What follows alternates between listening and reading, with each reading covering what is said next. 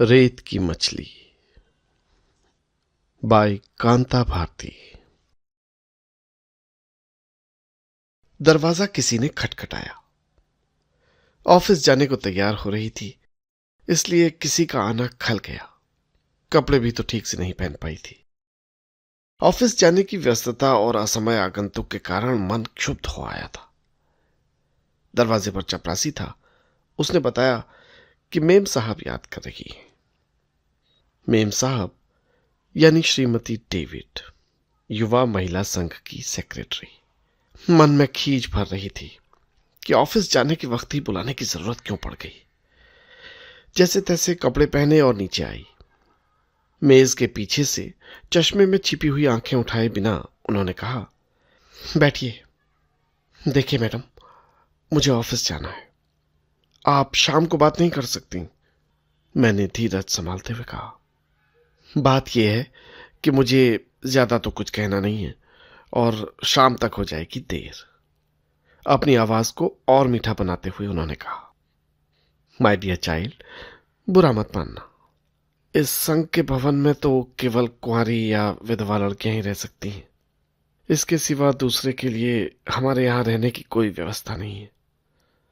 वैसे तुम चिंता मत करो, महीने 2 महीने जब तक कहीं कोई अन्य व्यवस्था नहीं हो जाती तुम यहीं रहो। लेकिन मैडम, जब मैंने यहां प्रवेश लिया था मैंने इस बात को नहीं छुपाया था। और फिर अब तो मुकदमा भी शुरू हो चुका है। पिछले 5 साल से तो मैं बिल्कुल अकेली रह रही हूं। जब मैं इस भवन में आई उस वक्त ऐसा कुछ बता देती। बात पूरी उन्होंने सुनी नहीं, बीच में ही बोल उठी। अब देखिए, उस वक्त तो हमसे गलती हुई। आपकी उस गलती के बारे में तो मैं कुछ नहीं कहना चाहती, लेकिन मैडम, आपके इस नियम में न्याय नहीं है, तर्क नहीं है। उन तमाम लड़कियों के बारे में आप क्या सोचती हैं जो कुंवारी तो नहीं ही हैं पर अपने को मिस लिखती हैं? आप जानती भी हैं उन्हें।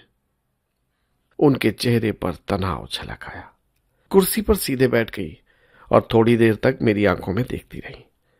फिर बहुत सूखी हुई आवाज में बोली, dear child, you are not concerned. मुझे लगा जैसे यहां निजी व्यवहार के रास्ते में एक अंधी गली है। शायद मेरे चेहरे पर गहरा असंतोष उभर आया था। उस असंतोष को श्रीमती डेविड ने पहचान लिया, लेकिन उनके चेहरे का भाव बदला नहीं। अपने आप को नियंत्रित करते हुए उन्होंने कूटनीति भरे स्वर में फिर वही बात दोहरा दी कि वे मजबूर हैं, और ये भी कि इस मामले में नियम बहुत साफ है। नियम बहुत साफ है? मेरा गुस्सा फूट पड़ा। यानी जो झूठ बोलकर नियम तोड़े वो सही है और जो सच बोलकर वैसा ही करे वो अपराधी है? ये नियम नहीं, ढकोसला है। और भी जाने मैं क्या क्या उस वक्त गुस्से में कह गई। मेरे उन शब्दों की क्या प्रतिक्रिया हुई ये पढ़ने की स्थिति में मैं थी नहीं। उनका कमरा छोड़ते हुए मैंने कहा, मुझे नहीं चाहिए आपकी कृपा। 1-2 महीने नहीं, 1-2 दिन भी ठहरना मैं अपमान समझती हूँ। आपने नियमों का ज्ञान कराया, इसकी मैं आभारी हूं। ऑफिस जाने के लिए तैयार हुई थी, लेकिन अंतस्थल अस्त व्यस्त हो चुका था। मन इतना ज्यादा उद्विग्न हो गया था कि ऑफिस जाने की इच्छा नहीं हुई। तेजी से अपने कमरे में लौटी और जो चीज हाथ आई उसे उठा उठा कर बिस्तर पर पटकती चली गई। बिस्तर के ऊपर और आसपास फर्श पर चीजें बुरी तरह बिखर गईं। सच तो यह है कि क्षोभ की अभिव्यक्ति के सिवा यह भवन छोड़ने की तैयारी भी करनी है, ये मैं भूल गई थी। उधर गए बिस्तर के सिरे पर एक नन्हा सा रुपहला फ्रेम चमक रहा था। फ्रेम के बीच में दिखाई देते काले सफेद धब्बों के बीच अचानक एक कोमल चेहरा उभर आया। उस कोमल आकृति के उभरते ही जैसे खौलता हुआ क्षोभ धीरे धीरे बैठने लगा। क्षुब्ध मन आर्द्र हो आया। आंखों की कोर भी गीली हो गई। साहस नहीं हुआ कि रुपहले फ्रेम में मढ़ी हुई एक भोले चेहरे की वो तस्वीर हाथ में उठा लूं। क्षोभ का वो उबाल थम गया था, इसलिए धीरे धीरे बिखरा हुआ सामान एकत्र करती रही। लेकिन ऐसा लगा कि जैसे जैसे मैं सामान इकट्ठा करती जाती हूं मन की गांठें बिखरती जाती हैं, जैसे एक कसी हुई रस्सी जिसका एक एक तार बिखरता जा रहा हो। एक चीज के साथ जुड़ी किसी दूसरी चीज के अलग होते ही सब कुछ बिखरने लगा। सब कुछ टूटने लगा। परित्यक्ता केवल इसी एक शब्द के साथ बिखराव और टूटन की लंबी श्रृंखला जुड़ी हुई है। टूटन के इस अछोर क्रम में आज युवा महिला संघ के भवन से यह अलगाव भी स्वीकार करना होगा। दूसरा उपाय नहीं। निरंतर अपने आप से लड़ती हुई अब मैं यहां पर एक छोटी सी लड़ाई छेड़ दूं, यह नहीं होगा। हाथ एक निश्चित दृढ़ता के साथ काम करने लगे। थोड़ी देर में संघर्ष के जीवन से धड़कते हुए उस कमरे में निष्प्रभ वातावरण उतर आया। सामान अधिक नहीं था। उसे सावधानी से इकट्ठा करने के बाद मैं नीचे आई। फोन श्रीमती डेविड के ही कमरे में था। एक क्षण ठिठकने के बाद बिना उनकी ओर देखे मैं फोन की ओर बढ़ गई। उन्होंने भी संभवतः मेरी ओर नहीं देखा। कुमुद फोन पर ही मिल गई। मैंने कहा कि उसे तुरंत यहाँ युवा महिला संघ पहुंचना होगा। कुमुद को आने में कोई 20 मिनट से ज्यादा का वक्त नहीं लगा होगा, लेकिन मुझे ऐसा अनुभव हुआ कि जैसे एक युग बीत गया हो।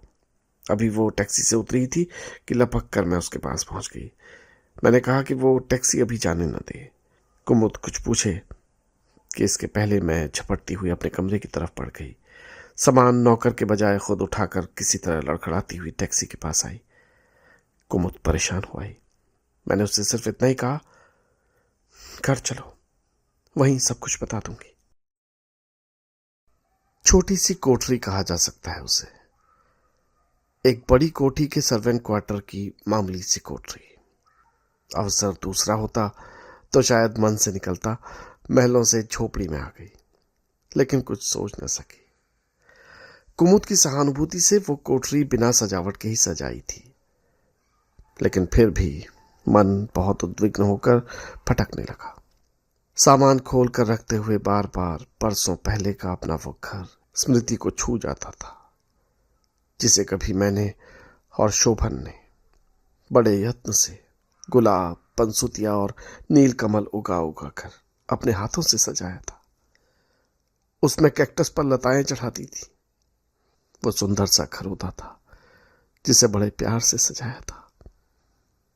वो घर सादा था लेकिन सुख से फूलता था। कहां होगा, कैसा होगा उस घर का सुख सौरभ। डाल से गिरे किसी पत्ते की तरह बरसों में भटकी हूं, और आज अगर कुमुद का स्नेह मुझे अटका न लेता तो किस अतल में ठहरना होता, ये नहीं जानती। सहारा और साया, उसने कहा था वो जीवन भर मेरे लिए खड़ा रहेगा, मुझे छाया देगा। स्मृति के स्पर्श से मैं सिहर उठी, जैसे कोई किसी कटे हुए अंग के तंतु छूकर हरे कर गया हो। बरसों के भटकाव के बाद कुमुद के स्नेह की संजुरी में ठहर कर मैं जैसे मोहाविष्ट हो आई। डूब डूब जाने लगी। झूठी वितृष्णाओं से चमकती हुई दूर तक फैली रेत और रेत में उभरते छोटे साए। शायद अनहोनी कट जाए, शायद आज शाम मुझे कोई लिवाने चला आए, शायद ये विवश चरण उसके दरवाजे तक जाकर ठहर जाए। शायद इलाहाबाद में अतरसुइया की बड़ी सड़क के किनारे का एक नीला मकान। बालकनी में जूही की लतर को गालों से छूती हुई खड़ी होती हूं तो धूप आंखों से टकराने लगती है। लतर की शीतल गंध हमारे नीले कमरे में धीरे धीरे नाचती है। उस नीले कमरे में जहां रूठी हुई यक्षप्रिया को उसका प्रियतम मनाता है। यक्षप्रिया घंटों उस बालकनी में खड़ी होकर उन आने जाने वालों को देखती, जिनमें से एक उसका अपना प्यार भी होगा। बालकनी से मकान के ठीक सामने दिखता है बड़े आंगन वाला लिपा पुता लेकिन एक सूना और उदास घर। खपरेल वाले उस उदास घर की दीवारों के बीच एक उदास औरत रहती है, विधवा औरत, रमण की विधवा भाभी। अक्सर देखा है कि रमण इस बालकनी की तरफ एकटक देखता है। शायद उस वक्त भी देखता है जब मैं शोभन के साथ घूमने जाती हूँ। पिता और बड़े भाई की अकस्मात मृत्यु के बाद घर का शायद वो एकमात्र सहारा था। बचपन में शोभन के साथ खेला था और कुछ दिनों पढ़ा भी था, लेकिन हाई स्कूल के बाद ही पढ़ाई छोड़कर उसे नौकरी करनी पड़ गई। आकांक्षाओं की राख की ढेरी सी विधवा युवती भाभी और परिस्थितियों से विपन्न रमण का वो उदास घर पास पड़ोस की जिज्ञासा का केंद्र रहा है। जाने कितनी कल्पनाएं और कहानियां उन दोनों के साथ जुड़ गई थीं। लेकिन रमण के सामने भी दूसरा उपाय नहीं था। विधवा भाभी एक ऐसा सत्य थी जिसे वो अपने कंधे से उतार नहीं सकता था। भाभी के जीवन से बंधे अपने भविष्य के साथ ही साथ रमण शायद ये भी देखता था कि उसके सामने नीले घर में जो जीवन है, जो रस है, वो उसे झंझोड़ता है। कुंठाओं की मार से वो तिलमिला उठा, अंदर ही अंदर एक विकृत विद्रोह से भर उठा। कभी कभी वो दिखता तो उसकी आंखों को देखकर एक अजीब सी सिहरन महसूस होती, कभी कभी उलझन होने लगती। मैं यहां हूं या नहीं, वो एकटक लगातार घंटों किसी मूर्ति की तरह खड़ा हुआ बालकनी की तरफ घूरता रहता। उलझन से भरकर मैं बालकनी से अलग हट जाती तो कभी कभी अजीब आवाजें सुनाई पड़ने लगती। ऐसा लगता जैसे प्रेत आत्माएं कहीं लड़ रही हों। रमण ऊंची आवाज में अपनी भाभी से लड़ता था। कभी कभी ऐसा लगता जैसे भागदौड़ भी हो रही है। पड़ोस के लोग कहते कि वो अपनी भाभी को पीटता भी है। जूही के फूलों और गुलाबों पर उतराती जाती ऋतुओं के साथ 2 बरस हवा से बीत गए। प्रेत आत्माओं की वो आवाज जूही और पंसुतिया के फूलों के साथ जैसे कांटों की तरह अनिवार्य हो गई थी। उस अस्वाभाविक और किसी हद तक मनहूस के प्रति मन सहज हो आया था। शायद एक जगह अंतस्तल में करुणा भी उभर आई थी। उसकी नियति के प्रति दयार्द्र न होना शायद अमानवीय होता। कैसा संयोग था, और शायद ये संयोग ही उसकी इस नियति का कारण भी था कि आज वो युवक एक प्रेतात्मा की तरह बेचैन हो उठा था। शोभन के बचपन का दोस्त था रमण। साथ साथ खेला था और साथ साथ पढ़ा था। पिता और बड़े भाई की मृत्यु के बाद उसकी कच्ची उम्र में ही परिवार का बोझ उस पर आ गया था। हाई स्कूल मुश्किल से पास करने के बाद ही वो कॉलेज के बजाय दफ्तरों के चक्कर लगाने लगा था। और फिर एक दिन टूटा लेकिन संतुष्ट वो रमण एक सरकारी दफ्तर से घर और घर से दफ्तर के बीच सीमित हो गया। कभी कभी सोचती कि सामने के मकान की उन मनहूस दीवारों के भीतर क्या होगा। नौकरी से लौटा हुआ थका और पराजित रमण और घर की दीवारों में घिरी हुई उसकी विधवा भाभी, क्या वहां उन दीवारों के अंदर कोई जूही फूलती होगी? क्या उस बंधे पानी में कोई नीलकमल उगता होगा? अगर उगता होगा तो शायद सिर्फ एक रात के लिए, हर सुबह फिर मुरझाकर मर जाने के लिए। भाभी जवान थी लेकिन बंधी हुई। मर्यादाओं की दीवारें इतनी ऊंची थीं कि उनके इस पार झांकना मुश्किल था। मुमकिन है थका और पराजित रमण उस कुंठित युवती का अंकशाही भी हो। पड़ोस में तरह तरह की बातें थी कि उसकी भाभी रमण की शादी इसलिए नहीं होने देना चाहती कि उसकी अपनी हसरत पूरी नहीं होगी। उदासी, खिन्नता, अपमान, पराजय से शायद रमण किसी प्रेत की तरह ठंडा भी पड़ गया था। रात के अंधेरे सन्नाटे में सहसा वो चीखना चिल्लाना शुरू कर देता था। जो भी चीजें हाथ में आती थी उठाता, फेंकता और तोड़ता था और भाभी को गालियां देता। भाभी के रोने की मनहूस आवाज बालकनी से तैर कर अंदर आती तो इनकी बाहों में भी एक विवश कंपन दौड़ जाता। मैं भी सिहर उठती। सर्दी की खामोश सहमी अंधियारी रात में घरों की खिड़कियां खुल जाती और गर्म कपड़े लपेटकर लोग बाहर झांकने लगते। रमण चीखने लगता और चीखते चीखते उसकी आवाज पर आ जाती और जैसे क्रोध से फटता हुआ कहता जाता, ये शोभन, इस शोभन को मैं जिंदा नहीं छोड़ूंगा, छुरा मार दूंगा। कभी कभी उसके स्वर में लाचारी होती थी। वो रोता था और इस बात की कसम खाता था कि वो पढ़ेगा, बड़ा अफसर बनेगा और शोभन की तरह किसी सुंदर लड़की से शादी करके घर बसाएगा। कुछ दिनों बाद एक दिन शोभन ने बताया कि रमण ने यूनिवर्सिटी जाना शुरू कर दिया है। लेकिन यह सत्य बहुत सुखद साबित नहीं हुआ। एक दिन मैंने देखा यूनिवर्सिटी जाते वक्त वो मेरे पीछे पीछे चला आ रहा है। मैं अस्थिर हो उठी, लेकिन फिर मैंने अपने आप को संभाल लिया। अगले दिन फिर उसी तरह रिक्शे का पीछा करता हुआ रमण दिखा। मुझे खींच हुई और फिर वो क्रम लगातार चलता रहा। कभी कभी ऐसा लगता वो साइकिल पर पीछे पीछे आते वक्त कुछ बुदबुदाता है, और कभी कभी गुस्से से तमतमा भी उठता है। उसका आतंक जब सीमा से बाहर हो गया तो एक दिन मैंने चुपचाप अपनी सास से सब कुछ बता दिया। शोभन से भी कहा। हल्की सी चिंता इनके चेहरे पर उभर कर डूब गई। फिर वे बोले, कोई बात नहीं, तुम्हारा मन अगर पवित्र है तो रावण तुम्हारा कुछ नहीं बिगाड़ सकता। तुम उसकी तरफ ध्यान मत दो। ध्यान मैं न देती, लेकिन परिस्थिति उतनी सहज नहीं थी। घर लौटने के बाद रात को रमण का वो पागलपन हर दिन बढ़ता जाता था। कभी कभी विधवा भाभी की छोटी सी बच्ची तक को पीटता था। उस मासूम बच्ची के चीत्कार से और भाभी के रुदन से वातावरण कांप जाता और हम दोनों की नींद गायब हो जाती। अगले रोज यूनिवर्सिटी जाते वक्त मेरे मन का आतंक अनचाही ही और अधिक गहरा हो जाता। कभी कभी लगता कि यूनिवर्सिटी न जाऊं तो अच्छा है, कहीं नौकरी तो करनी नहीं। मन को समझाने की कोशिश करती।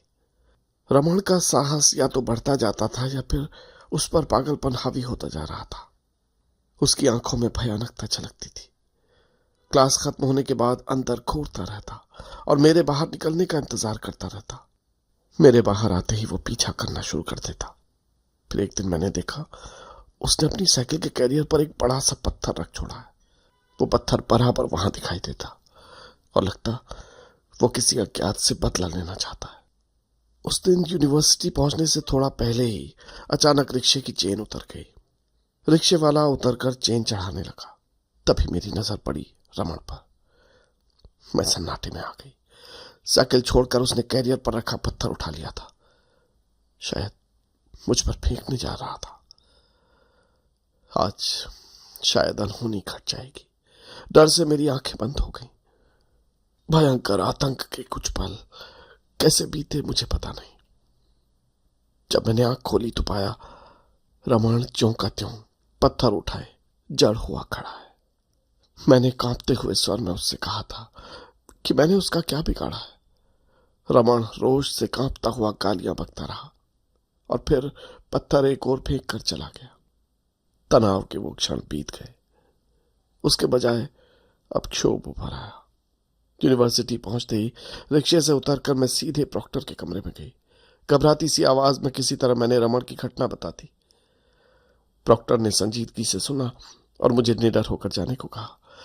मन फिर भी भय से कांप कांप जाता। समझ में नहीं आ रहा था कि रमण की इस दुश्मनी की वजह क्या है। क्लास में मैं कैसे बैठी मुझे पता नहीं। शायद शरीर ही क्लास में था, मन नहीं। क्लास खत्म हो जाने के बाद भी आतंकित मन लिए मैं स्टाफ रूम के सामने जाकर खड़ी हो गई। बहुत साहस करके किसी तरह मैंने चेक उठाकर अंदर देखा। शोभन शर्मा जी के साथ किसी बहस में व्यस्त थे। शर्मा जी ने ही पहले मुझे देखा, आग्रह से अंदर बुलाया। बहुत चाह कर भी मैं अपनी घबराहट छिपा नहीं पा रही थी। शर्मा जी भी शायद इस बात को समझ गए। उन्होंने पूछा भी, लेकिन मैं बात टाल गई। शोभन मुझे देखकर शायद हचकिचा गए। फिर संकोच छोड़कर पूछा, क्यों कुंतल, बात क्या है? चाह की बात कह दूं, लेकिन रुक गई। सिर्फ इतना कहा कि कुछ जरूरी काम था, इसलिए सोचा कि आपके साथ ही कर चलो। परिस्थिति के बारे में उन्हें कुछ पता भी नहीं था। बोले, अभी तुरंत जाना तो मुश्किल होगा, मुझे अभी क्लास लेनी है। मन में फिर उभरा कि जो कुछ घटा है वो कह दूं, क्योंकि उसके बिना ये परिस्थिति की गंभीरता को समझेंगे नहीं। लेकिन संकोच ने फिर मुझे बांध लिया। लेकिन फिर उपाय क्या है? अकेले वापस जाना होगा। मन भय से कांप कांप उठता।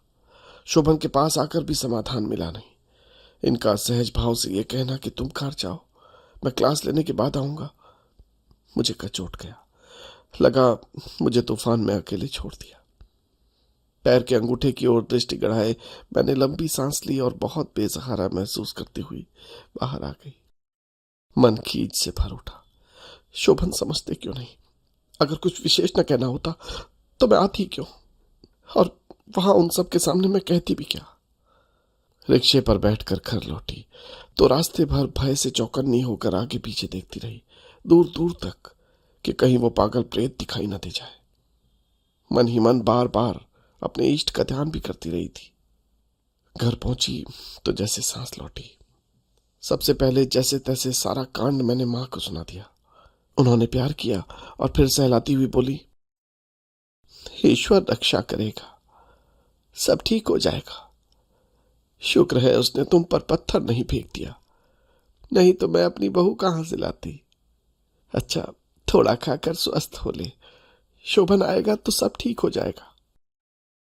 मेरा मन घटनाओं से उलझकर खिन्न हो गया था। जबान का स्वाद जैसे बिगड़ गया था। खाने का जी नहीं था, फिर भी किसी तरह नाश्ता किया। तभी दरवाजे पर आवाज हुई। जाने क्यों मैं सहसा घबरा गई। मां ने मेरे आतंक को समझ लिया था। उठते हुए बोली, तुम बैठो, अब से मैं ही दरवाजा खोल बंद किया करूंगी। दरवाजा खुलने की आहट हुई और शोभन की आवाज आई। मां, तुम? कुंतल नहीं आई क्या? कहते हुए वो अंदर आ गए। उनकी उत्सुकता और चिंता उनके चेहरे पर उभरी हुई मैंने देखी। मैं आश्वस्त हुई। मुझे देखते ही वो निकट आए और फिर मां के संकोच से अलग हट गए। हाथ मुंह धोया और तुरंत अपने कमरे में चले गए। नाश्ता लेकर जब मैं पहुंची तो लगा आतुरता से मेरी प्रतीक्षा कर रहे थे। हाथ से नाश्ते का सामान लेकर जल्दी से एक तरफ रखा और बाहें पकड़कर मुझे खींचते हुए बोले, क्या बात थी, आज स्टाफ रूम में कैसे आ गई?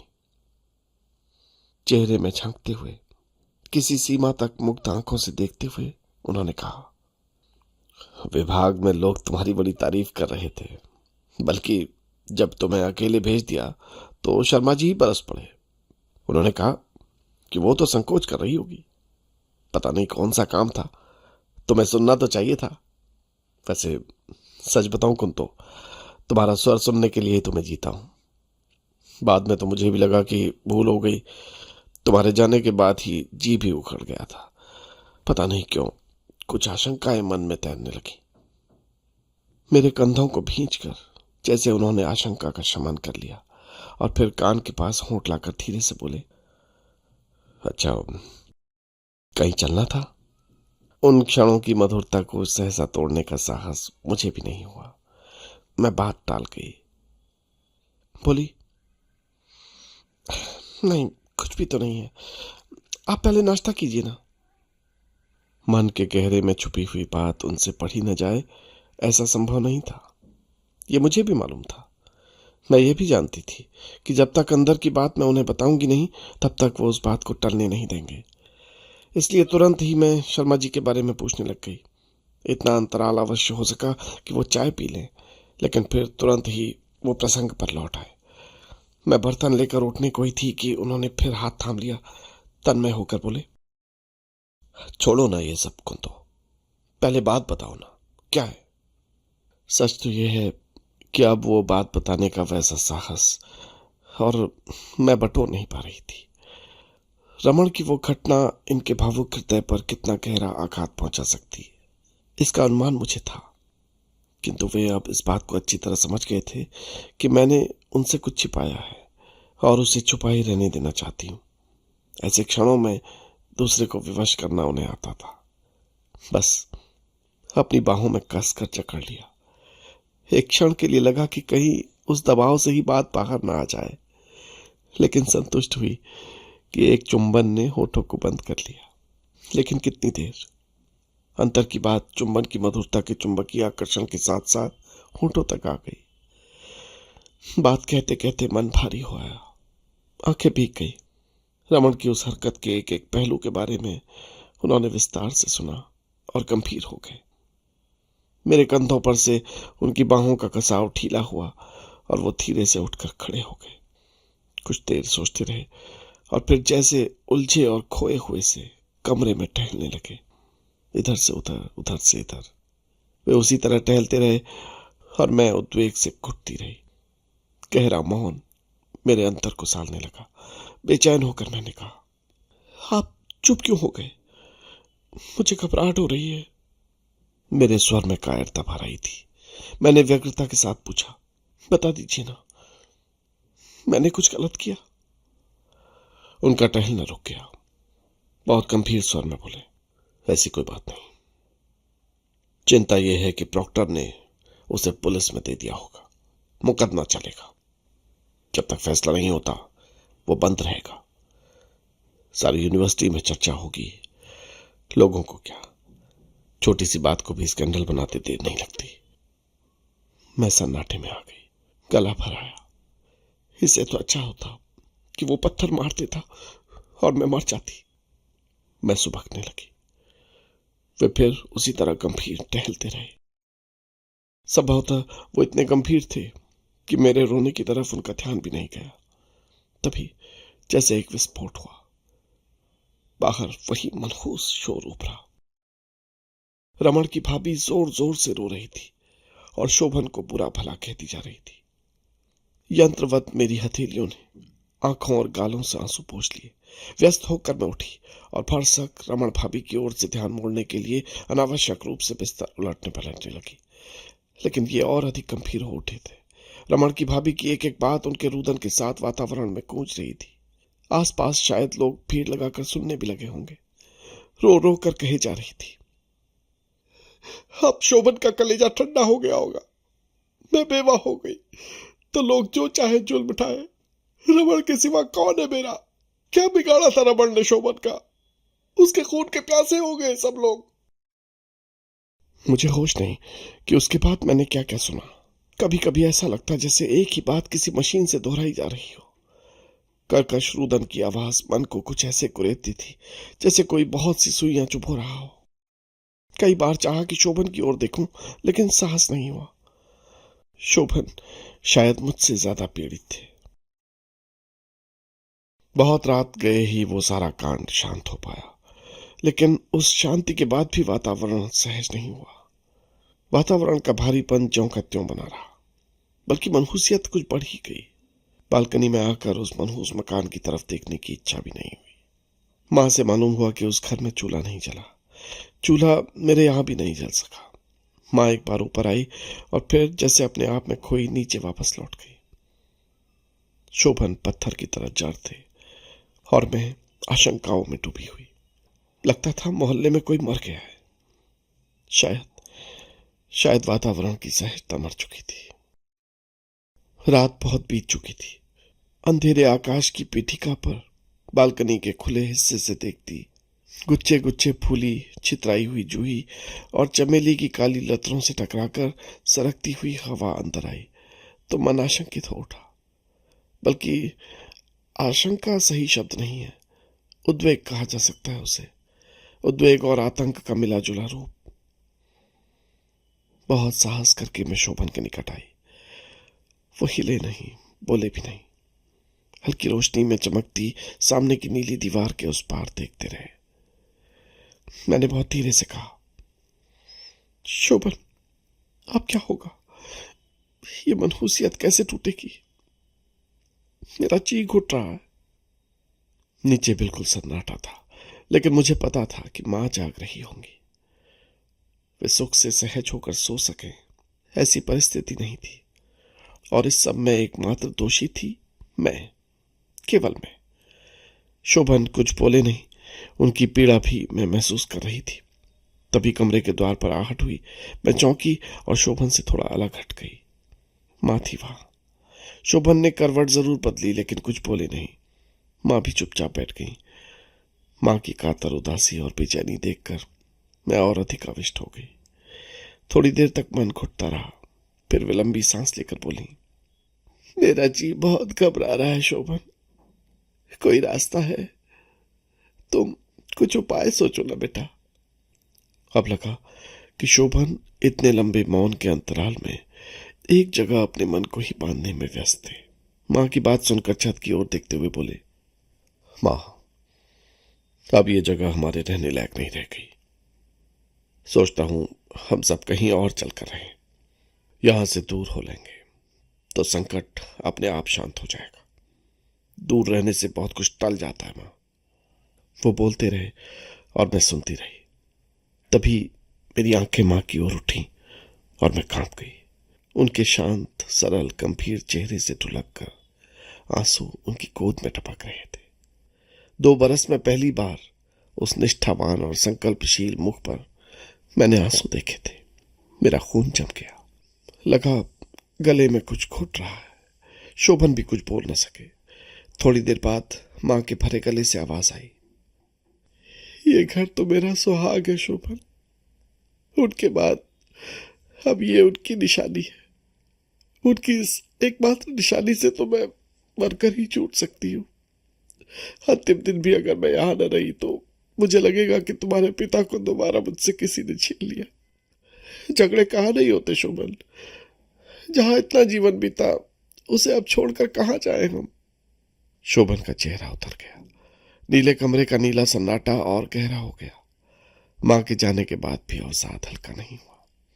कोई कुछ नहीं बोला। ऐसा लगा जैसे लगातार झुकी आंखों में कड़वाहट भर रही हो। चुपचाप उठी, बिस्तर ठीक किया, पर किसी भी तरह कहने का साहस नहीं हुआ कि ये सोचाएं।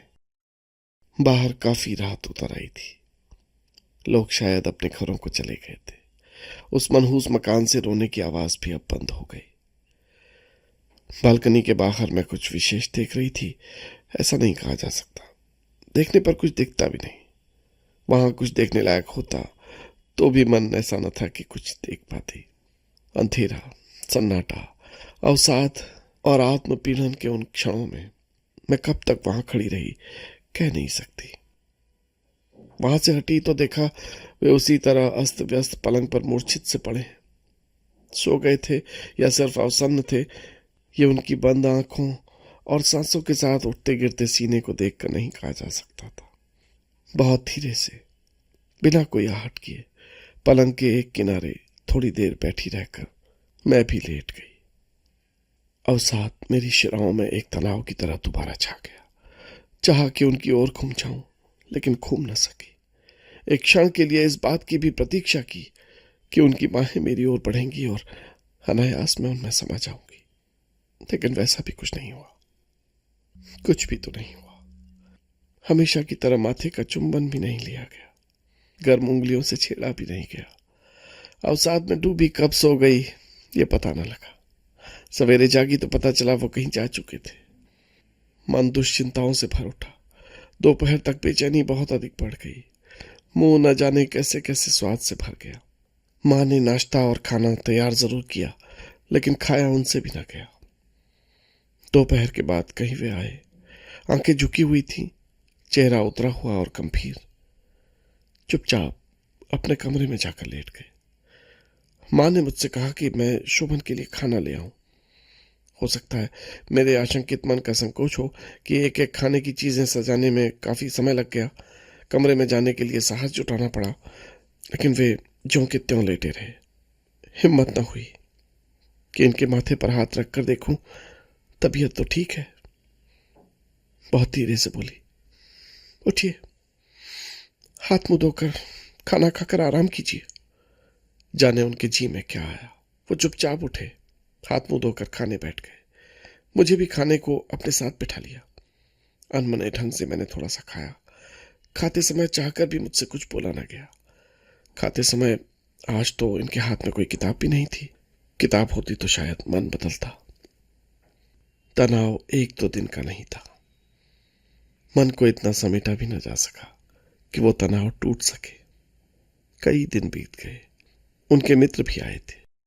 वो नीला कमरा उन्मुक्त हंसी से गूंजा नहीं। बहुत धीरे धीरे उन्होंने बातें की। शायद कुछ मशवरा भी हुआ। मन में उत्सुकता थी, लेकिन पूछ कुछ न सकी। कई दिनों के सलाह मशवरे के बाद पता चला कि एक समझौता हुआ है। तय हुआ है कि मुकदमा वापस ले लिया जाए और रमन माफी मांग ले। लेकिन ये सब हो कैसे? रमन तो पागल हो चुका था। उससे इस बात की संभावना कम थी कि वो सहज रूप से समझौते के लिए तैयार होगा। उसके मन की गांठें उसके सामने कौन खोलता, और वो उन्हें खोलने में कब देता? उसकी कुंठा आईना देखने को तैयार कैसे होती? लेकिन अब शोभन भी जिद पर आ गए थे। उन्होंने दृढ़तापूर्वक कह दिया था कि अगर वो माफी नहीं मांगता तो मुकदमा वापस नहीं होगा। अनजाने और अनचाहे ही उस तनाव में मैंने महसूस किया कि मैं मां के इष्ट देव को याद कर रही हूं। पूरा महीना इस यातना में बीता। शायद रमन की समझ में आ गया था कि मुकदमा वापस न हुआ तो उसकी नौकरी छूट सकती है। एक दिन उसने माफी मांग ली। तब दिन सहसा बदले हुए लगने लगे। बालकनी में जूही के गुच्छे फूल आए हैं, मैंने देखा। उसकी कोमल पत्तियों में धूप की किरणें नाचती हैं, ये भी मैंने देखा। उस दिन से हवा कुछ अच्छी लगने लगी। शोभन ने बताया कि उन्होंने कहीं कोई मकान रहने के लिए देखा है। मां फिर उदास हो गई। स्वर्गीय पति की स्मृति, इस मकान को छोड़ना उनके लिए सबसे बड़ी यातना थी। मकान के एक एक कण से उनकी चेतना जुड़ी थी। उनकी मर्यादा, उनकी आसक्ति और उनका आश्वासन, सभी कुछ था वो मकान। लेकिन उपाय भी क्या था? मुझे याद है जब उन्होंने जाने कहां खोई हुई आवाज में कहा था कि जब तुम्हारे पिताजी ये मकान बनवा रहे थे, कुछ रुपयों की कमी हो गई थी। उस समय मैंने अपना एक एक जेवर उन्हें दे दिया था। अंततः शोभन जीते। बेटे का मन और बहू की मर्यादा की रक्षा के लिए मां ने अपनी भावना की बलि दे दी। हाँ, ये जरूर मैंने देखा कि उसके बाद अक्सर वे सोए सोए चौंक कर उठ बैठती थी। उन्हें जैसे घबराहट सी भी होती रहती। कुछ महीनों में ही जैसे वृद्धावस्था उन पर दूनी होकर उतर आई थी। मैंने ये भी देखा कि उन्हें बुखार आने लगा था। अपने आप से एक दिन मैंने उन्हें कहते पाया, कैसे छोड़ूंगी ये सब भगवान, कैसे छूटेगा ये सब, और अब कैसे रहा जाएगा वहां, ऐसी पराई जगह जीना भी कैसे होगा। मैं सोचती कि उनके जैसे संस्कारों वाली साध्वी ये भी तो सोचती होगी कि अपना घर बेचना अशुभ है और उसे बेचकर किराए के मकान में रहना संस्कारहीन था। एक दिन उन्होंने कहा, मुझको यही छोड़ दो, तुम दोनों ही रह लो वहां। लेकिन यह भी होता कैसे? स्थिति सहज नहीं हुई थी। उन्होंने ये भी सोचा होगा कि इस तरह अलग रहकर स्थिति और बिगड़ेगी, सुधरेगी नहीं। लोग ये भी तो सोच सकते हैं कि लड़के ने अपने मन की शादी की और अलग हो गया। शायद चुपचाप वे कई बार रोई भी थी, क्योंकि कई बार उनकी ओर देखती तो लगता उनकी आंखें लाल और सूजी हुई हैं। मैं पूछती तो एक लंबी सांस लेकर चुप हो जाती। यूनिवर्सिटी के पास ही एक नई बस्ती में कोठी का एक खाली हिस्सा मिल गया था। फिर भी तय यह हुआ कि केवल काम का सामान साथ जाएगा, बाकी सब यहीं बंद रहेगा। मकान बिकने पर ही उसे हटाएंगे। मां ने मुहूर्त भी पूछ लिया था। सामान लदवाते वक्त मां रो पड़ी। किसी तरह मजदूरों को बाहर भेजा और आंगन में जाकर बुरी तरह फूट पड़ी। उनका धैर्य टूट गया था। मुझे माफ कर देना, मुझे माफ कर देना। मैं जीते जी ये घर छोड़कर जा रही हूं। मेरा रक्त जम गया। मुझे लगा मैं ही हूं इस यातना की जड़। वे भी अवसन्न थे। पास पड़ोस से इकट्ठा हुए लोग इस समय कचोट रहे थे, खल रहे थे। विचित्र मनहूसियत फैल गई थी। जैसे तैसे मां को शांत किया। शोभन भी चाह रहे थे कि अब जल्दी से जल्दी यहां से हट जाया जाए। हल्का सामान तांगे पर लाद दिया गया और हम तीनों भी बैठ गए। शोभन ने हाथ जोड़कर सबको नमस्कार किया। तांगे वाले ने घोड़े को आगे बढ़ने के लिए उकसाया। उसने घोड़े को एक चाबुक लगाई। मैं सिहर उठी, चौंक गई। अंदर चल, कुमुद की आवाज आई। चल, खाना खा ले। मैं दोबारा चौंकी। अचानक ऐसा लगा जैसे अंजूरी में भरी हुई रेत सरक कर रीत गई। बीते दिनों की वो परछाई भी गायब हो गई। यथार्थ की ठोस धरती पर मैं लौट आई। बीते हुए उस तूफानी प्रसंग से वापस आकर कुमुद के इस छोटे से कमरे में आश्वासन महसूस हुआ। खाना खाते समय कुमुद तरह तरह की बातें करके मन को अप्रिय प्रसंगों से दूर हटाने का प्रयत्न करती रही। मैंने उसकी आंखों में झांका तो उसने चेहरा नीचे कर लिया। जी मैं आया कहूं, तू अपने अप्रिय प्रसंग से अपने को काट सकी है क्या? लेकिन मुझसे पूछा नहीं जा सका। जाने क्यों मेरी आंखें दोबारा गीली हो आई। नींद टूटी तो थोड़ी देर तक मैं समझ ही नहीं पाई कि सुबह हो चुकी है या रात उतरने वाली है। कुछ देर बाद ही मैं सुस्थिर हो पाई। मानसिक क्लांति के कारण संभवतः सारे दिन मैं सोती रही थी। धूप बिल्कुल जा चुकी थी। आकाश पर रोशनी के अंतिम लक्षण बीतने वाले थे। मैं चौंक कर उठ बैठी। पलंग के पास की छोटी मेज पर मेरी वो डायरी पड़ी हुई थी जिसे पढ़ते पढ़ते मैं थक कर सो गई थी। पर्दा हटा हटा कर आगे बढ़ते हवा के साथ उसके पन्ने उलट पलट जाते थे। जो पन्ना खुला हुआ था उसकी तारीख चमक रही थी, 14 मार्च 1963। तिथि के नीचे गांधी जी के शब्द छपे थे, प्यार किए बिना हम कुछ नहीं कर सकते। प्यार से ही त्याग की भावना आती है और त्याग ही मानव को सच्चे अर्थों में मानवीय बनाता है, स्वार्थ से ऊपर उठाता है। क्या सचमुच उठाता है? क्या सचमुच मानवीय बनाता है? तभी दरवाजे पर आहट हुई। मैं थोड़ा सा चौंक गई। यंत्रवत मैंने डायरी बंद कर ली और उसे छिपाने जा रही थी कि कुमुद अंदर आ गई। उसने देखा और अचानक जोर से बोली, हे यू नॉटी, क्या छुपाया जा रहा है? डायरी तकिए के नीचे करके मैंने खिसियाहट भरी आवाज में कहा, कुछ भी तो नहीं, छुपाना क्या था?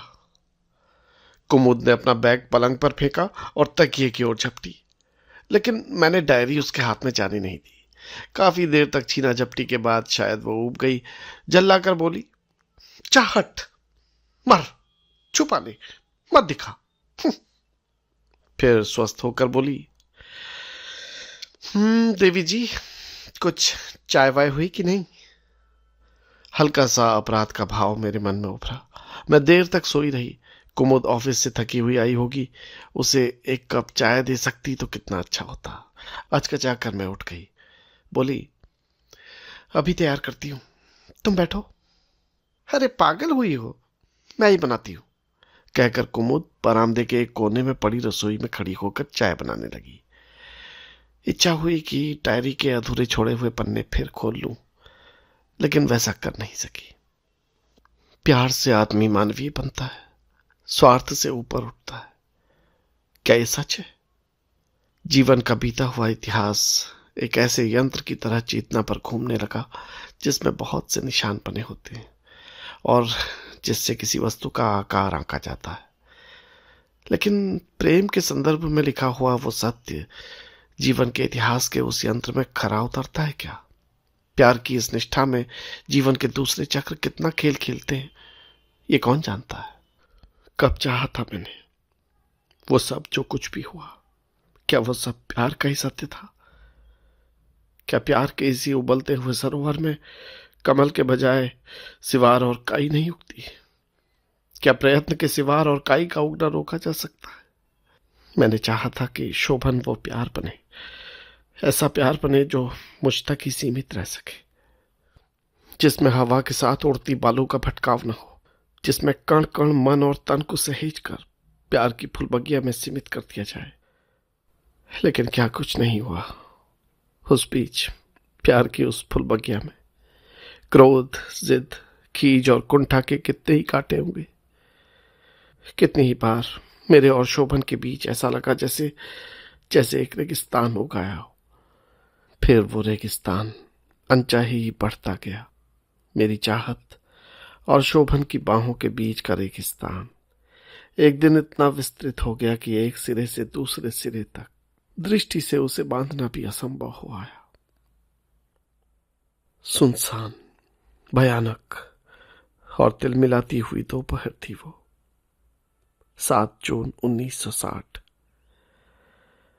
सजा सजाया घर मोहाविष्ट शोभन समेत मीनल को अर्पित कर गोद में नन्ही तोरू के साथ इसी जलते रेगिस्तान की रेत में निकल आई थी मैं। चक्कर पर चक्कर और चक्कर पर चक्कर काटते हुए अकस्मात चौंक चौंक कर तपती रेत में पीछे मुड़ देखना कि कोई मुझे बुलाने आ रहा है। चमकती हुई उस रेत के छूटे हुए रास्ते के अलावा और कोई भी नहीं। तपती रेत का वो रास्ता है जो पीछा करते हुए मेरे साथ साथ चला आ रहा है। 1.5 बरस लंबे लंबे दिनों को अपने पीछे आते महसूस किया और बार बार चाहा कि इसी रेत के बीच कहीं एक तलतल मिल जाए जिसमें मैं समा जाऊं, लेकिन टखनों तक धंस कर भी आगे डूबा न गया। जीने की इच्छा का कोई एक तार बराबर आगे और आगे खींचता रहा। चिलचिलाती हुई दोपहर, गर्मी से उबे मुरझाए पेड़ और लू से तपता हुआ एक छोटा सा स्टेशन।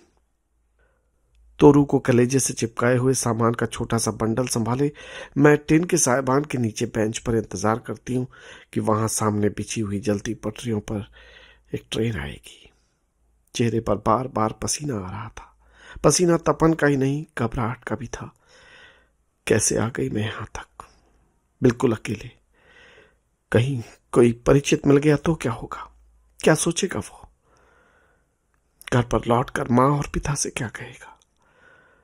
सोचती कि इस सीमेंट के प्लेटफॉर्म पर ही रेत का वो विस्तार पैदा हो जाए जिसमें फंस कर मैं डूब जाऊं। घबराहट हटाने के लिए मैं इधर उधर ध्यान बटाने लगी। देखा, तोरू के चेहरे और नन्हे नन्हे हाथों पर पसीना छलक आया है। पसीना पोंछा, उसे लू से बचाने के लिए पानी पिलाया और फिर रुमाल टटोल कर देखा कि टिकट सावधानी से बंधा है। मृग तृष्णा के वे दिन भी कैसे बीते थे। बच्ची बहुत छोटी थी जब मैं उसे लेकर अकेलेपन के रेगिस्तान के इस पार मां के पास लौट आई थी। सोचा था कभी खोया हुआ प्यार लौटे, शायद कभी दूसरी बार फुलबगिया की रात रानी की गंध का झोंका आए, शायद फिर कभी नाद के पानी में उगाया कमल मेरी आंखों को परस जाए और दो बाहों के बीच नया जीवन हो गए। लेकिन मृग तृष्णा बदली नहीं। चाहा हुआ सच नहीं हुआ।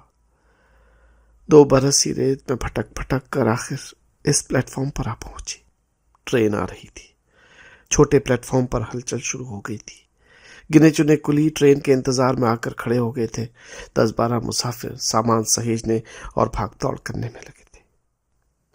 मैं क्या सहेजूं? सब कुछ बिखरने के बाद अब जो जिजीविषा के 2 कण मेरे आंचल में बचे थे, उन्हें मणि की तरह सहेज कर मैं खड़ी हो गई। एक कुली ने मेरे करीब ठिठक कर कहना चाहा कि मुझे उसकी जरूरत है या नहीं, लेकिन फिर कुछ सोचकर दूसरी ओर चला गया। चमकती हुई धूप में क्षितिज के पास, जहां दोनों पटरियों ने मिलकर सुई जैसी नोक बना ली थी, वहां एक काला बिंदु उभर कर डरावने ढंग से बड़ा होता जा रहा था। जैसे जैसे वो काला बिंदु बड़ा होता गया, उस छोटे से स्टेशन के टिन के साइबान में कपकपी भरती गई। प्लेटफॉर्म के सिरे तक पहुंचते पहुंचते ट्रेन का वो विराट आकार इतना भयानक हो उठा कि मन दहल गया। 2 क्षण में इंजन दहाड़ता हुआ, धरती कपाता हुआ मेरे पास से गुजर गया। ट्रेन धीरे धीरे रुकी। एक जगह मुझे हल्की सी निराशा भी हुई कि वहां भीड़ क्यों नहीं है। उस समय भीड़ का ना होना मुझे बहुत सहज नहीं लगा। 2 बरस पहले इसी स्टेशन पर एक गाड़ी रुकी थी, ठीक इसी तरह। उस दिन भी ये छोटा सा स्टेशन इसी तरह उजाड़ था। सूने प्लेटफॉर्म पर बनी बेंचें इसी तरह वीरान पड़ी थी। वो ट्रेन मुझे जैसे बलात् किसी असहाय की तरह प्लेटफॉर्म पर धकेल कर दहाड़ती हुई चली गई थी। एक क्षण के लिए मैं समझ नहीं पाई थी कि सामने खड़ी माँ और पिताजी से मैं क्या कहूँ। वो भी शायद मेरी तरह उद्वेलित थे। बंबई से यहाँ तक के इस लंबे सफर से कहीं ज्यादा गहरी कुछ बातें थी जो कही नहीं गई, लेकिन सुनी और समझी गई। मेरा श्रीहीन और सौभाग्य विहीन होकर लौटा चेहरा स्नेह सिक्त पिता की आंखों में झलक आया था। शब्द पास नहीं थे कि वे बेटी की यातना को व्यक्त कर पाते, क्योंकि बेटी की यातना उनका अपना भोग भी थी। शब्द तो किसी के पास भी नहीं थे, मेरे पास भी नहीं, माँ के पास भी नहीं, और तोरू तो थी ही अभी बेजुबान, अश्रु सिक्त। थोड़े दिन के बाद मुझे एक जगह काम मिल गया था। जहां काम मिला था वो दफ्तर कोई 25 मील दूर शहर में था। हर मौसम की मार झेलती हुई 25 मील की वो दूरी हर रोज तय करती थी। हर रोज नापी जाती वो दूरी लंबे लंबे 8 घंटों के काम के बीच ऐसी लगती जैसे मैं सिसिफस हूँ, जो पत्थर की चट्टान धकेलता हुआ पहाड़ की चोटी तक ले जाता है और चट्टान फिर नीचे लुढ़क आती है। सिसिफस के हाथ से छूटी वो चट्टान मेरे सीने पर आकर गिरती थी। मन का चोट जाता था तब तोरू अपनी तोतली भाषा में पूछ बैठती थी, पापा कब आएंगे मम्मी? पापा रात को घर क्यों नहीं आते? वे शब्द कहाँ थे मेरे पास जो बता पाते कि पापा घर क्यों नहीं आते। और ये कि जिसे घर कहा जाए वो कहाँ है। तोरू के वाक्य मन में घुमड़ते रहते और नींद भाप की तरह उड़ जाती। सारी रात इधर से उधर करवटें बदलते बीतती। नींद और शांति जैसे खोजे भी नहीं मिल पाती थी। शांति मिलती भी तो कैसे। मन की शांति को गमलों में उगाया तो नहीं जा सकता। शांति धूप की किरण भी तो नहीं है जो खिड़की खुलते ही अंदर आ जाए। 2 बरस लगातार अशांति के इस जलते रेगिस्तान में नंगे पांव खिसकती रही। 2 लंबे बरस तन को धीरे धीरे धुनते गए। चलते चलते लगता जैसे आंखों में अंधेरा छा रहा है और पेशियों का तनाव टूट जाने वाला है। माँ कहती मेरा चेहरा पीला हुआ है और मैं सूख गई हूं, इलाज करना होगा। लेकिन इलाज कैसा, किसका? तन के रोग का इलाज होता है, मन के रोग का इलाज। यातनाओं की उस धुंध में एक दिन मैंने सोचा कि मुझे बंबई जाना होगा। 16 मार्च 1932। डायरी में तारीख पड़ी हुई है। पूरे पन्ने पर थके हाथों घसीट कर लिखा गया है। ऑफिस से 3 दिन की छुट्टी ली है। बंबई जाना है, जाना ही होगा, उपाय कोई नहीं है। तोरू, तोरू, तू क्या समझ सकती है मन का रोग क्या होता है?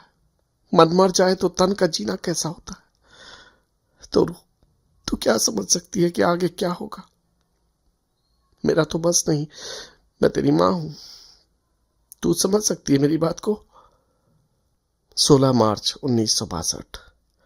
डायरी की उस अस्फुट लिखावट पर उस वीरान प्लेटफॉर्म से छूटी हुई एक गाड़ी के पहियों के निशान है। एक गहरा धक्का लगा था जैसे ही मैंने ट्रेन पर पांव रखा था।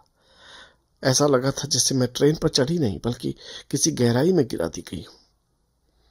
बंबई जाने वाली उस एक्सप्रेस ट्रेन पर बैठे बैठे अनगिनत क्षणों के छोरहीन क्रम तक फैले हुए विक्रांत जीवन की सहज नौपरछाइयां मेरे मानस पर ट्रेन से दिखते दृश्यों की तरह उभरती मिटती रहीं।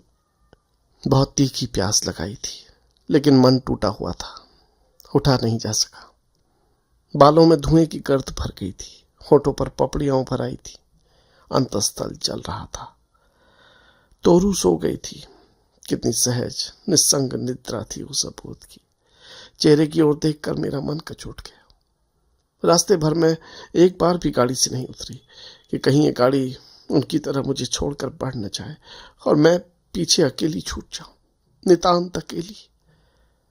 किसी तरह दौड़ लगाते लगाते अंत में दुश्चिंताओं के लंबे क्रम को पार कर गाड़ी बंबई पहुंच गई।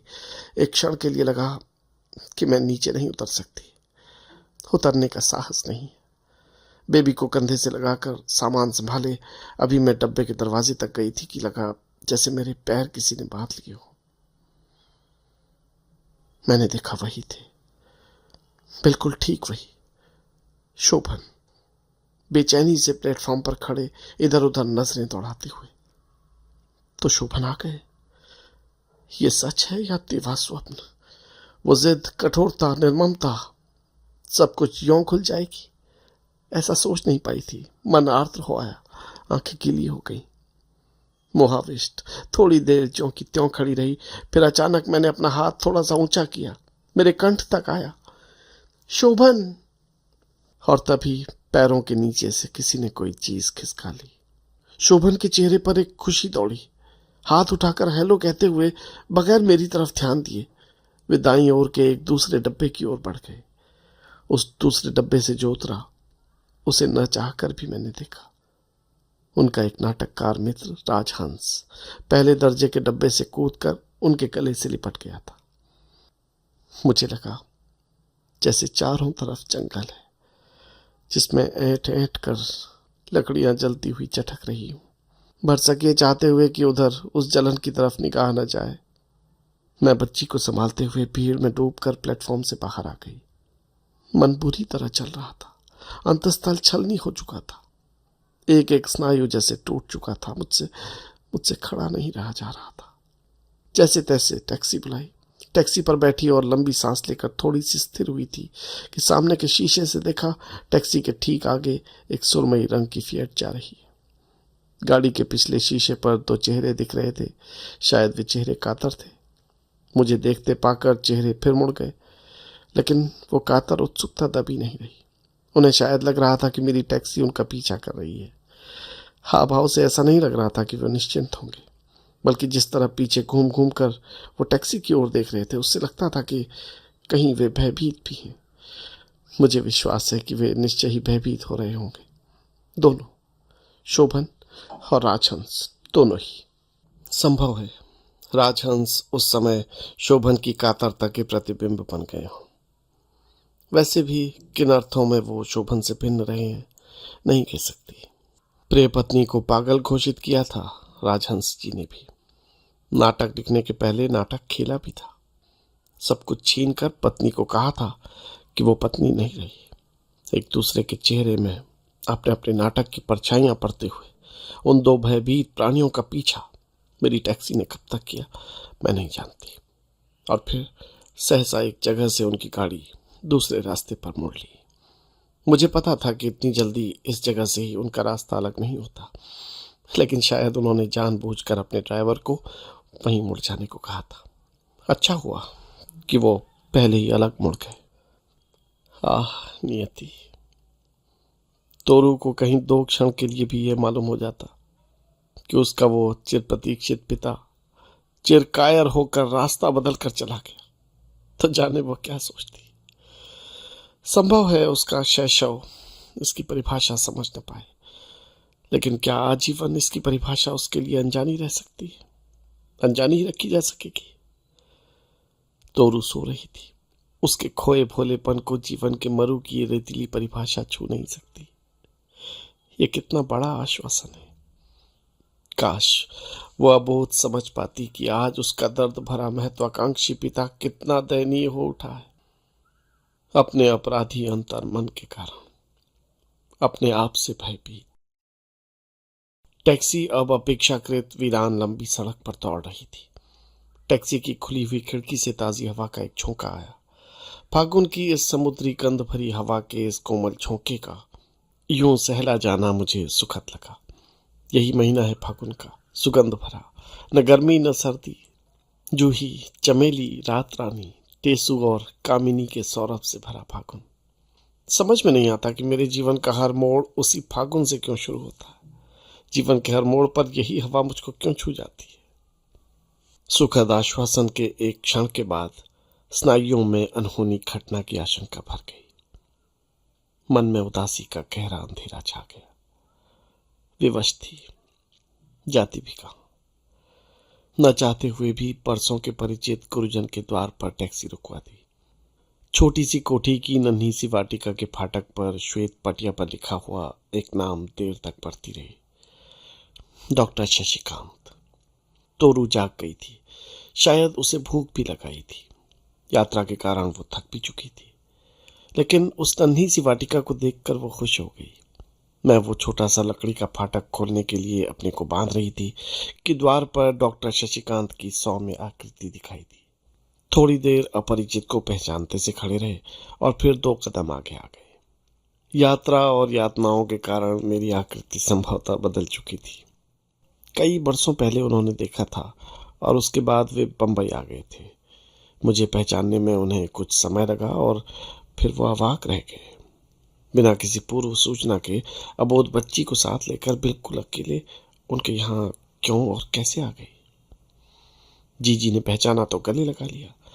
वो भी स्तब्ध थी। बैठते न बैठते मैंने उनसे कह दिया कि मैं शोभन को तोरू सौंपने आई हूं। उनके बच्चों की आंखों में पहले तो एक अजनबीपन आया, लेकिन फिर वो आश्वस्त हो गए। नन्ही मुन्नी तोरू गौरैया की तरह कमरे में फुदकने लगी। बच्चे तोरू के आसपास व्यस्त हो गए। उन्हें अपने मनोरंजन का साधन मिल गया। मेरे मन में हल्का संकोच भर आया कि आते समय मैं इन बच्चों के लिए कुछ नहीं लाई। मन में अनमनी हो आई।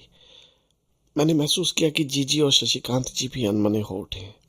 मेरे मन में भी संकोच आया कि शायद मुझे इस तरह नहीं आना चाहिए था, लेकिन अब वापसी भी संभव नहीं थी। जो कुछ भी हो, अब स्थिति का सामना करना ही होगा। थोड़ी देर बाद एक गहन गंभीर वातावरण को सहजता की तरफ लौटाते हुए शशिकांत जी बोले, कुंतल बहन, आप नहा धो लीजिए, खाना खाकर आराम कीजिए।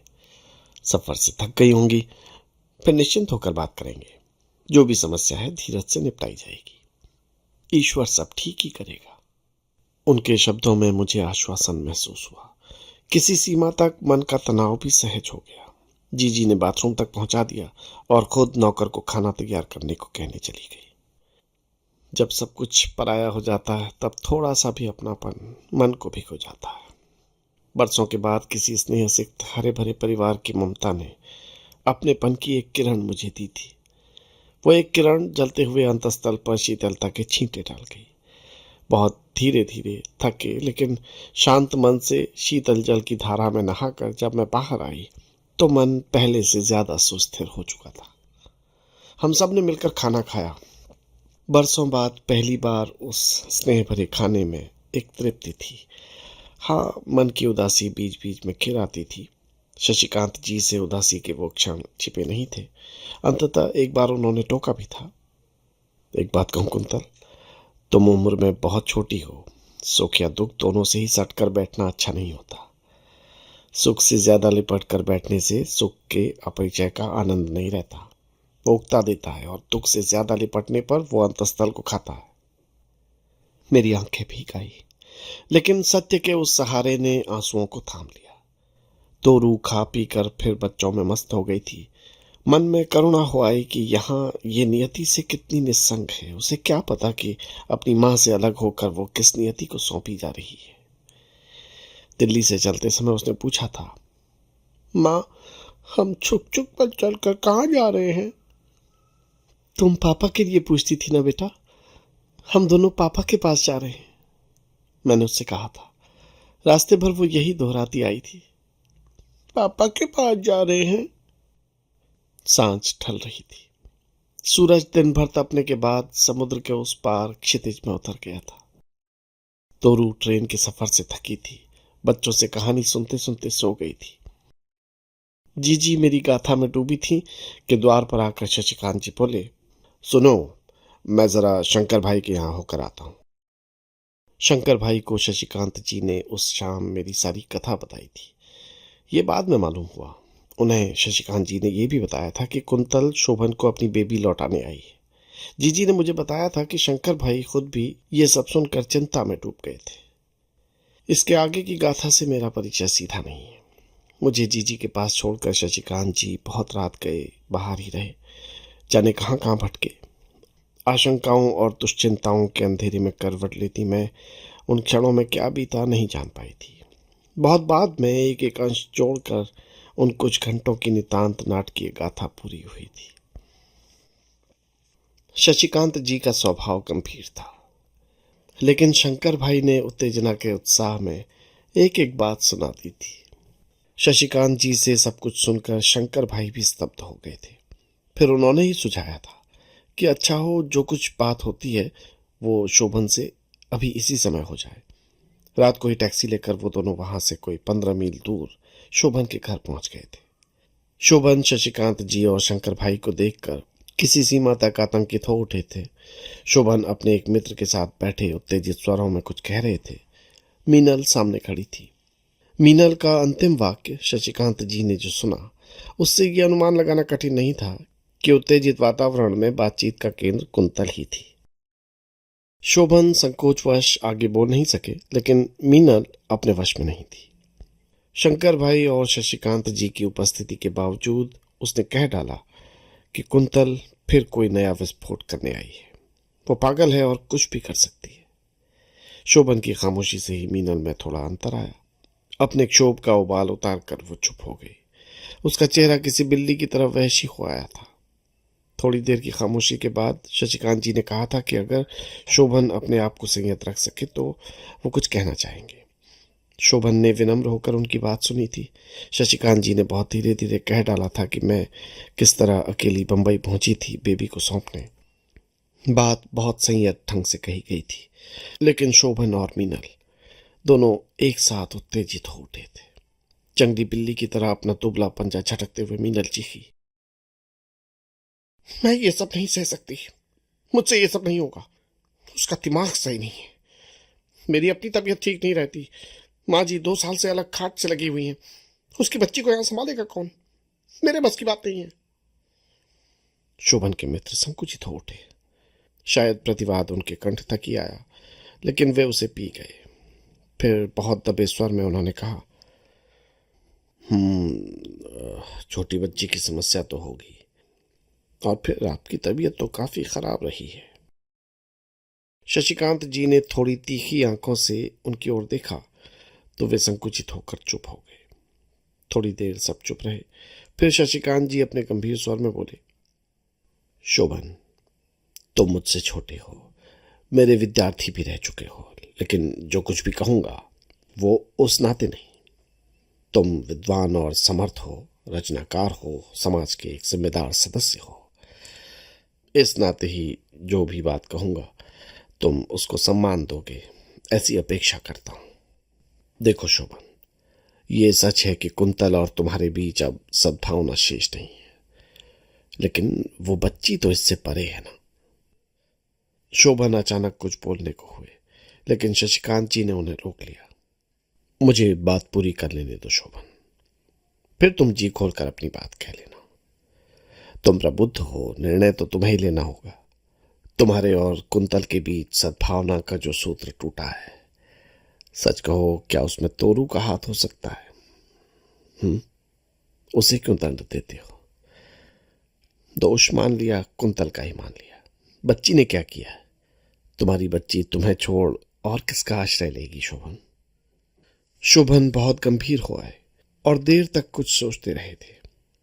शंकर भाई और शशिकांत जी एक सीमा तक आश्वस्त हो गए थे कि शायद बात शोभन पर असर कर गई है, लेकिन शोभन ने एक लंबी सांस लेकर अपना चेहरा ऊपर उठाया और बोले, शशिकांत जी, आपकी बात का मैं विरोध नहीं करता, लेकिन आप कुंतल को नहीं जानते।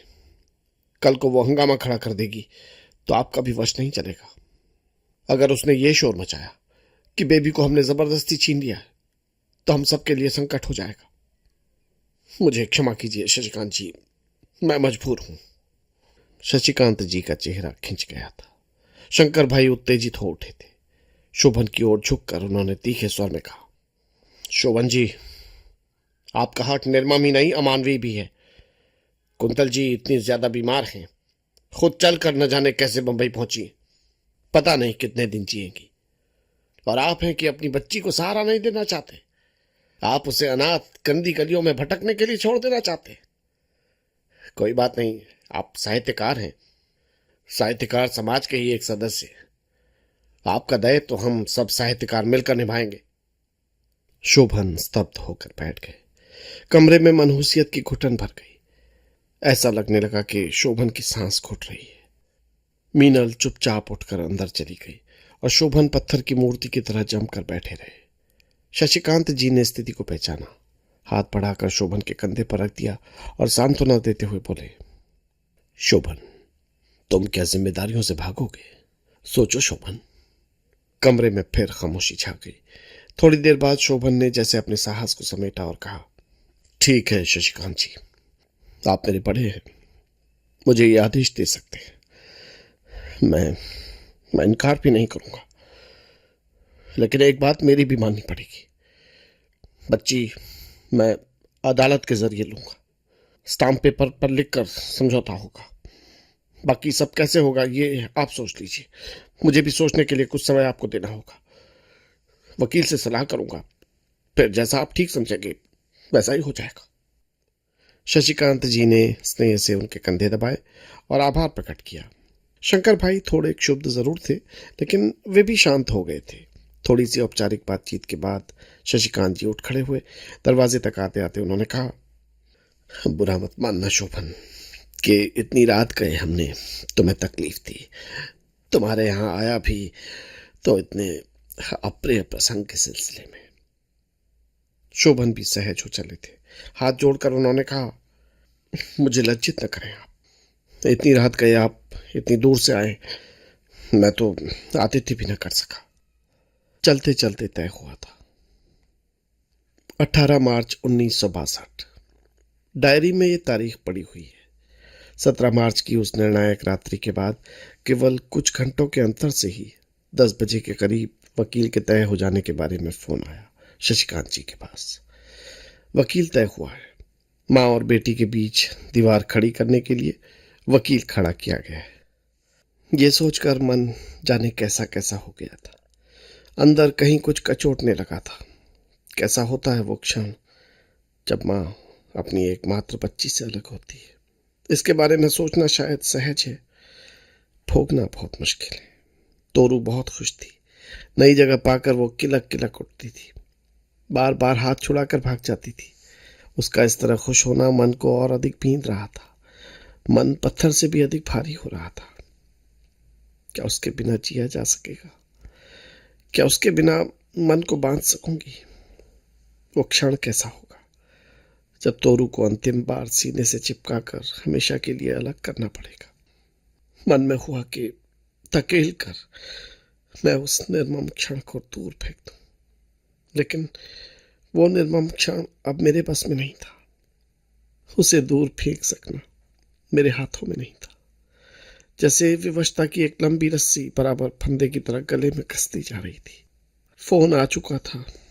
उस क्षण के आने में भी ज्यादा देर नहीं। शशिकांत जी ने कहा था कि शायद 2-3 बजे तक वो सब शोभन के मित्र, वकील और संभवतः मीनल आ जाएंगे। घंटा भर लगेगा या शायद कुछ समय ज्यादा लग जाए। उसके बाद तो फिर बिना तोरू के ही लौटना होगा। ऐसे दुविधा के क्षण शायद बहुत छोटे होते हैं। तभी न चाहते हुए भी घंटे पर घंटे बीत गए। जैसे बहुत ढाल वाली धरती पर अनायास ही सारे प्रयत्नों के बाद भी कोई गाड़ी लुढ़कती चली जाती है। उसी तरह क्षण पर क्षण बीतते चले गए और अंततः लगभग 2:30 बजे शशिकांत जी ने कहा कि वो लोग आ गए और बाहर गाड़ी में। शशिकांत जी ने कहा तो यातना की रेखाएं उनके चेहरे पर भी उभर आई थी। मुझे पता था कि इस तरह तोरू के मां से अलग होने में अपना भी योगदान समझकर वो पीड़ित थे। सोचने का अब समय नहीं था। जो अंतिम क्षण मेरे भय का कारण था वो आ गया था। 17 मार्च 1962 से 18 मार्च 1962। कुल 1-1.5 घंटे के भीतर मातृत्व के इतिहास की सबसे भयानक घटना किसी तूफान की तरह आई और चली गई थी। डायरी के इन पृष्ठों को देखकर विश्वास नहीं होता कि जीवन की इतनी कठिन परीक्षा कौन सा हृदय दे सकता होगा। किसी यंत्र की तरह जल्दी जल्दी नहला धुलाकर तोरू को नए कपड़े पहनाए थे। उसकी प्रसन्नता की सीमा नहीं थी। छोटी सी वो बच्ची ये तो जरूर समझ गई थी उसे कहीं जाना है, लेकिन कहाँ और किन परिस्थितियों में जाना होगा ये उसकी नन्ही समझ से बाहर था। उसकी खुशियों का क्रम टूट न जाए इसलिए बलात् मुस्कुराना भी पड़ा था।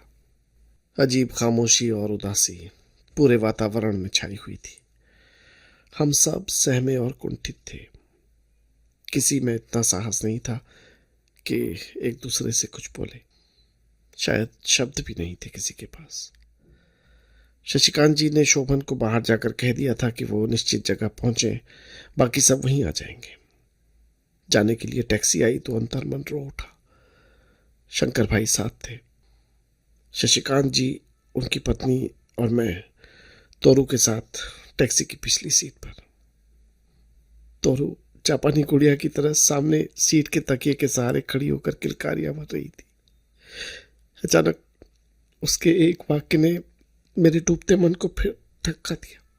तोतली भाषा में उसने पूछा, मम्मी हम सब कहाँ जा रहे हैं?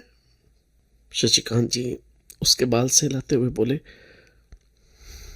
तोरू तुम पापा के पास जाना चाहती थी ना?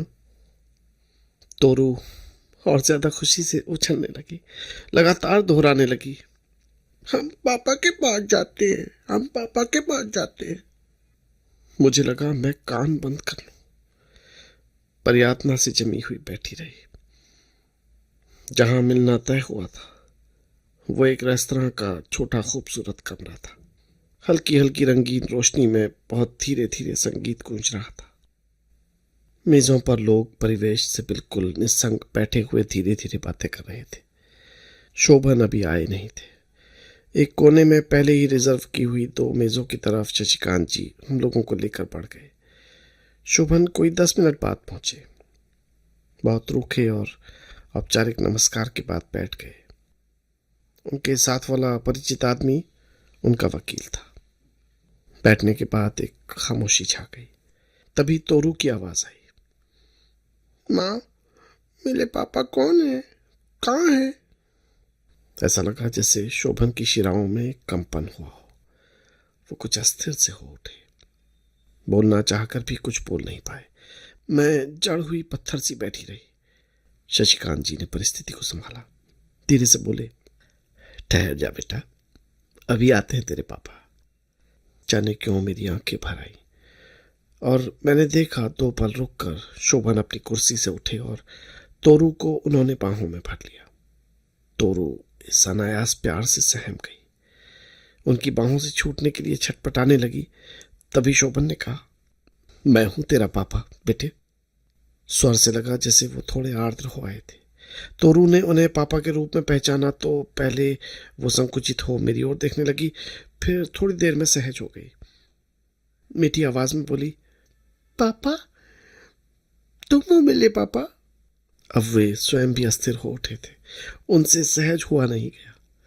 शंकर भाई और शशिकांत जी ने उन्हें संकट से उबारा। वकील की ओर झुककर बोले,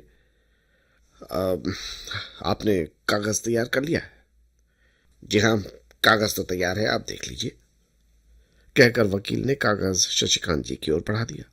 मोटे स्टाम्प पेपर पर बने टाइप किए हुए अक्षरों में क्या लिखा है ये उस समय चाहकर भी मैं देख न सकी। कागज अभी पढ़ा जा रहा था कि शोभन के नाटककार मित्र राजहंस भी आ पहुंचे। मेरा मन और अधिक कुंठा से भर उठा। शशिकांत जी ने वो कागज उन्हें भी पढ़ाया। मैं जानती हूं वो कागज पहले भी पढ़ चुके होंगे, लेकिन फिर भी उन्होंने पढ़ने का नाटक किया। अंत में वो कागज शशिकांत जी ने मेरे सामने रख दिया। शब्दों पर मैंने निगाह जमाई, लेकिन पढ़ा कुछ भी नहीं जा सका। आंखें तरल हो आई थी। शब्द तैर रहे थे और शब्दों के अर्थ जाने कहां डूब रहे थे। वैसे भी अब इन शब्दों का अर्थ मिल भी जाता तो फायदा क्या था? जब जीवन का ही अर्थ खो चुका तो इन शब्दों का अर्थ खोजना व्यर्थ है। कागज ज्यों का त्यों बिना पढ़े मैंने शंकर भाई को लौटा दिया। उस दिन रेस्तरां के उस रहस्यमय वातावरण में एक छोटे से जीवन की अंतिम निशानी तोरू शोभन को सौंप कर मैं कैसे घर आई थी ये नहीं पता। कागजों पर दस्तखत हुए थे। शंकर भाई, शशिकांत जी, श्रीमती शशिकांत, राजहंस, शोभन के वकील, मेरे और शोभन के सम्मिलित हस्ताक्षरों से युक्त वो कागज आज भी मेरे पास सुरक्षित है। कानून की नीरस शर्तें किस तरह एक जीवित इकाई को अपने आप में लपेट लेती है ये मुझको अब मालूम हो सका। कागज में सिर्फ इतना था कि इतने दिन के विवाहित जीवन में जो तोरू एकमात्र संबंध बची थी उसे मैं उन्हें सौंपती हूँ। इस बात का हक मुझको नहीं होगा कि मैं उसे कभी भी अपनी बेटी मानूं या अपने पास रखूं। साल में एक बार उसे देखने की अनुमति होगी, लेकिन बिना ये बताए कि मैं उसकी मां हूं। मिलने का स्थान और समय शोभन की अनुमति से तय होगा। थोड़े से भारी भारी क्षणों में सब कुछ समाप्त हो गया, सब कुछ टूट गया। मैं समझ रही थी कि शोभन तोरू को क्यों इतना ज्यादा प्यार कर रहे हैं। उन्हें पता था कि मां से उसे अलग करके रख पाना दुष्कर होगा। बच्चे को लेकर सबसे पहले वो स्वयं ही रेस्तरां के बाहर आए। कार की ओर ले जाकर बोले, बेबी, गाड़ी में बैठोगी? तोरू खिल गई। तुम्हारी गाड़ी है पापा? हाँ बेटा, मेरी भी और तेरी भी। बैठोगी ना गाड़ी पर? कहते कहते उन्होंने कार का दरवाजा खोल दिया। तोरू पक्षी की तरफ उधक कर अंदर चली गई और अंदर से आवाज देती हुई बोली, तुम भी आओ ना पापा, मम्मी तुम भी आओ ना। एक गहरे सन्नाटे के बाद आशंकित तोरू ने फिर पूछा, मम्मी लोती क्यों है पापा? किसी ने कुछ जवाब नहीं दिया। जवाब दिया भी क्या जा सकता था। एक पलायन की भावना शोभन में भर गई थी। जैसे तैसे वो कार में बैठे और ड्राइवर से बोले कि घर चलो। आगे बढ़ चली गाड़ी से आती तोरू के रोने की आवाज मेरे कानों से कलेजे तक उतर गई। मैं फूट फूट कर रो पड़ी।